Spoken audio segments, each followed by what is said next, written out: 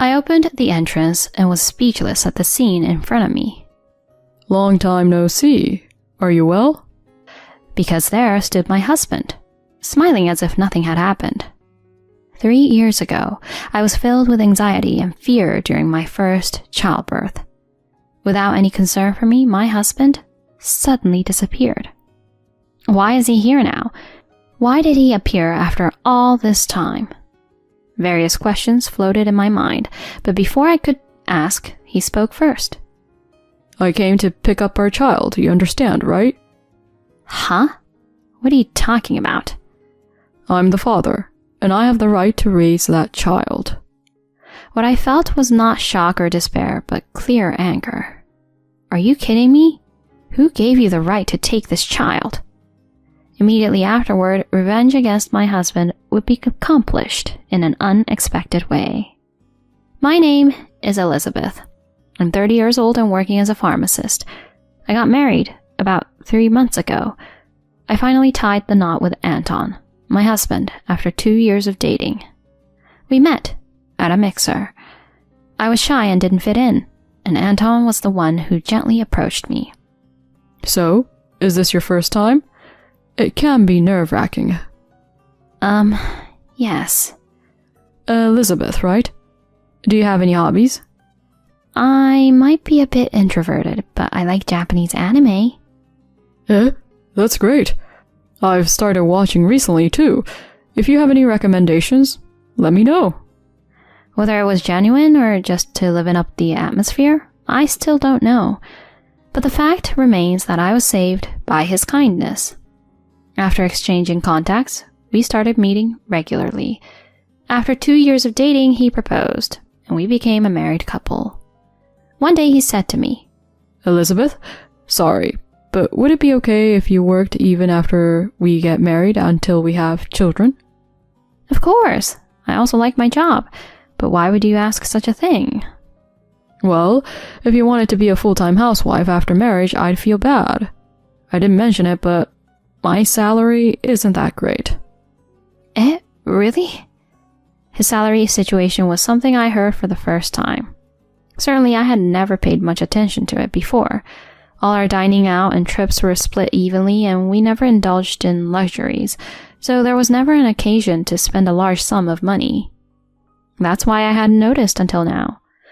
But I didn't worry too much about his income. I had my income as a pharmacist, and my savings were sufficient. Besides, Anton had been living alone in an apartment up until we got married, so he should have had enough income to sustain himself. Whether it was a dual income or whatever, I was happy as long as I could be with him. With a smile, I responded to my husband, who seemed apologetic as he broached the subject.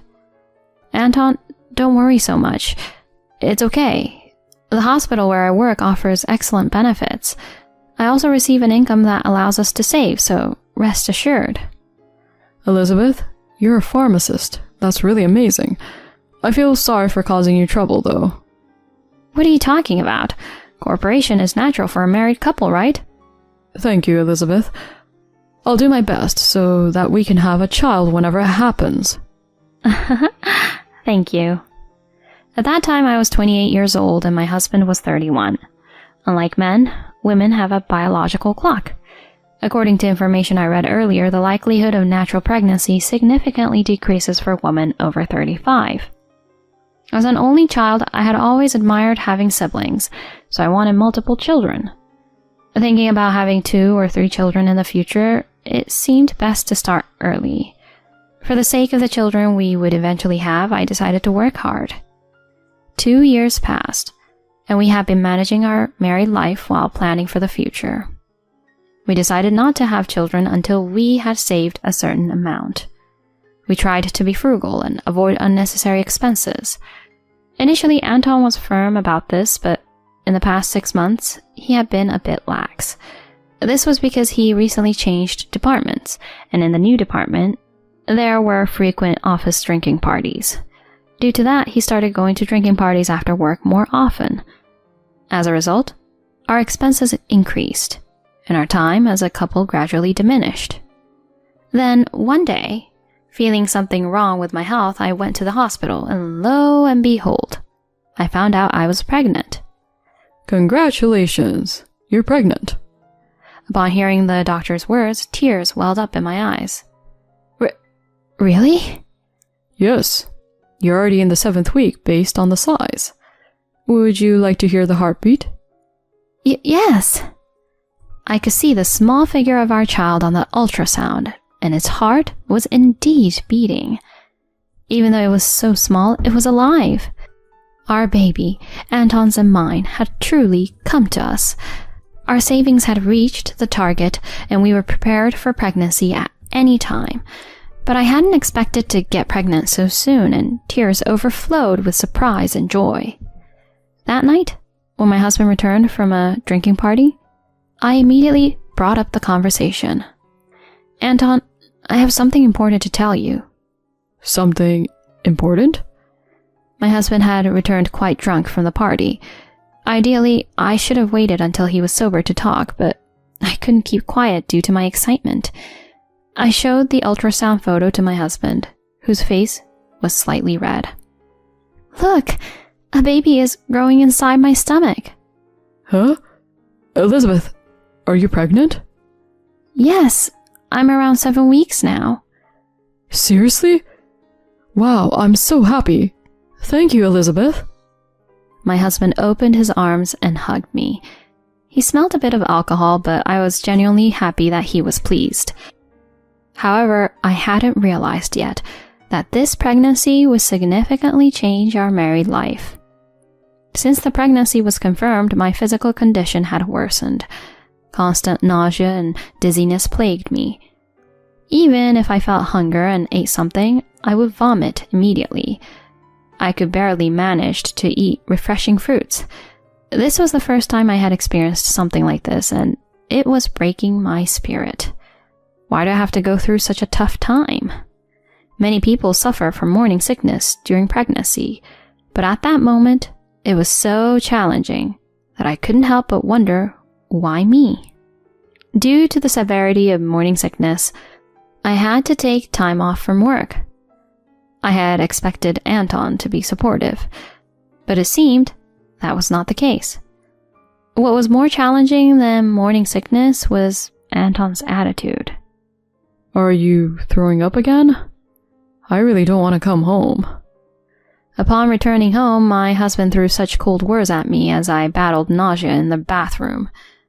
A mix of shock and anger overcame me, and I found myself responding tearfully. Why would you say something like that? Even though I'm struggling so much, I'm doing my best to raise our baby. Pregnant woman, all go through this, Elizabeth. You're not special, so endure it a bit. Why are you saying it like that? We're a married couple. Can't you say we'll work through this together? Huh? I am working through it with you. You're just throwing up all the time and can't even do the housework properly. Look at you, eating out like this. It's not about that. Can't you help with the housework a bit? I work outside all day, and I'm tired. Since you're off work, can't you handle the household chores? With those words, my husband, sighing, headed to the bathroom. The sound of the door closing firmly made me feel the distance between us. Why does he speak like that? I can't even function properly because I'm in so much pain. In this state, I can't possibly do housework. Eventually, I entered a stable period and my morning sickness calmed down, but my relationship with my husband took a turn for the worse. Conversations gradually decreased, and he didn't bother coming to the hospital on the day of the child's birth. Even on the day of discharge, my husband didn't come to pick me up, and I reluctantly returned home by taxi. As soon as I opened the door, I immediately felt something was wrong. What is this? Most of the things in the room, or more precisely, my husband's belongings, were gone. Valuables were also completely gone. No matter how many times I called, there was no response from him. When I contacted my in-laws, they were very surprised, but both of them claimed not to know where my husband was. Contemplating whether to file a missing person report with the police, I received a message from my husband. I don't want to be with a failure like you anymore. That was the message he sent. He no longer wanted to continue being married to me. 2 months later, while finding time between childcare to clean the room in order to send my husband's remaining belongings to my in-laws, I came across a completed divorce agreement. I didn't know when he had prepared it, but it seems he had the intention of divorce for quite some time. Continuing to organize the belongings, I found an old laptop that my husband used before. When I opened it, there hid a shocking truth. Is it a lie? Anton was cheating, right? The computer revealed a large exchange of emails with the affair partner, along with many intimate photos stored in a folder. All of them were dated just before I became pregnant, and he was likely cautious, deliberately choosing to communicate through the computer. As our relationship deteriorated during my pregnancy, he probably started exchanging messages more openly on his phone. Perhaps he didn't expect me to open this computer, or maybe he had forgotten its existence altogether. He must have been deeply involved with the other person. Thinking about it, everything became inconsequential. I saved evidence of the affair, signed the divorce agreement, took it to the court promptly, and practically put an end to the marital relationship with Anton. This is fine. I'm responsible for raising this child. That's what I decided. 3 years had passed since I gave birth to my daughter Charlotte, and when Anton disappeared without a trace. Charlotte, now 3 years old, had been improving her speaking skills.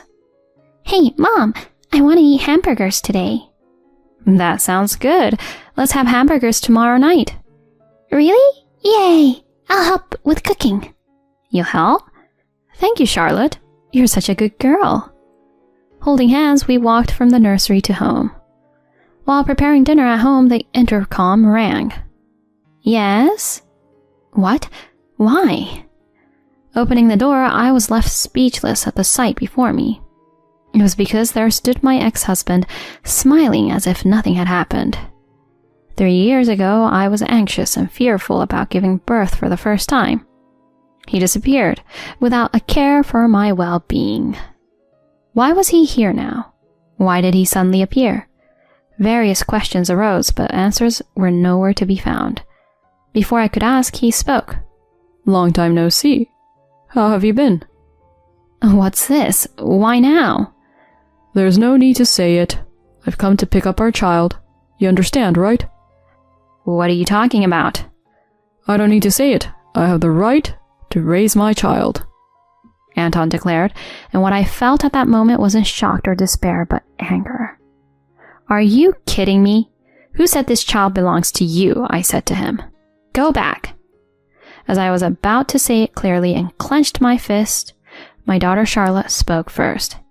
Hey, Mom, who's this uncle? In response to our daughter's words, my ex-husband froze with a forced smile and tried to engage with her. What are you saying, Shirley? I'm your dad, right? It's not Shirley, it's Charlotte. I don't have a dad. Don't say that. I'm really your dad. Someone who gets my name wrong can't be my dad. I don't like uncles. Go away. What? Rejected completely by our child, Anton was taken aback. Then he took out his smartphone and showed it to our daughter. Come on, Charlotte. Do you want toys? I'll buy you anything. No need. Mom already bought me something. But there are many new toys now.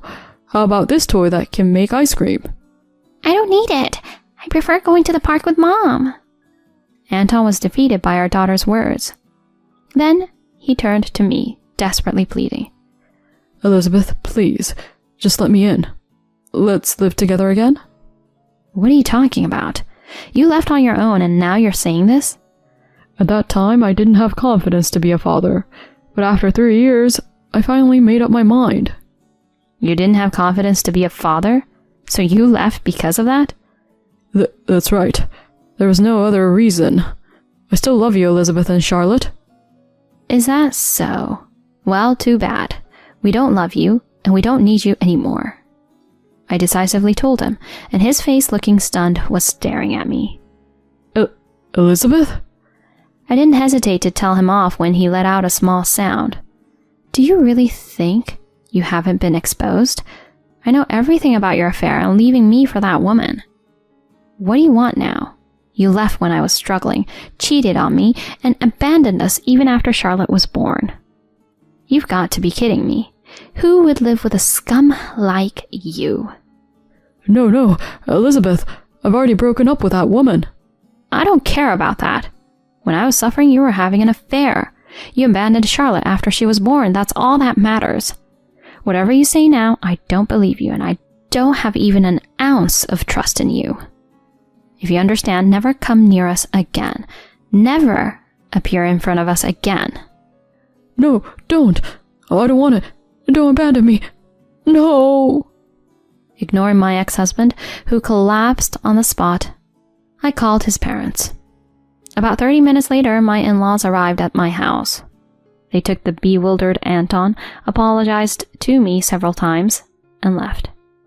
Afterward, I contacted a lawyer to claim alimony. It was difficult before because I didn't know where he was, but now that he's at his parents' house, there's nothing to worry about. After a little investigation, I found out that his affair partner was also back at her parents' house. I decided to claim compensation from her as well and make them pay in one lump sum. In addition to the compensation for the affair, I also claimed child support for Charlotte. I intend to make him pay it until she becomes an adult, no matter what it takes. Anton, who was lump sum billed for compensation and child support, ended up shouldering debt. Now, he's working multiple part-time jobs and searching for a new job. He is under the watchful eyes of his parents, helping with household chores at his parents' house, and seems to have no freedom. But all of this is his own doing. When I think about the consequences of his actions, I can't even sympathize with him. On the other hand, as for me, I submitted a request for a job transfer and decided to move. Of course, with the intention of never meeting Anton again. I am now steadily progressing with preparations for the move, as I will be relocating to a hospital within the same network. Sorry, Charlotte. It's just going to be you and me. Feeling a sudden sense of guilt for taking away the presence of a father, I spoke to my daughter, who's packing next to me. But she smiled brightly and said, It's totally fine. I love Mom the most, so being with you is all I need. The most? Yup. So, if I can be with Mom, that's enough for me. Thank you, Charlotte. I love you very much too. My daughter hugged me tightly, with enthusiasm. In response, I embraced her back strongly. I will make her happy no matter what, and we will be happy together. With that conviction, I smiled warmly, holding my daughter's hand.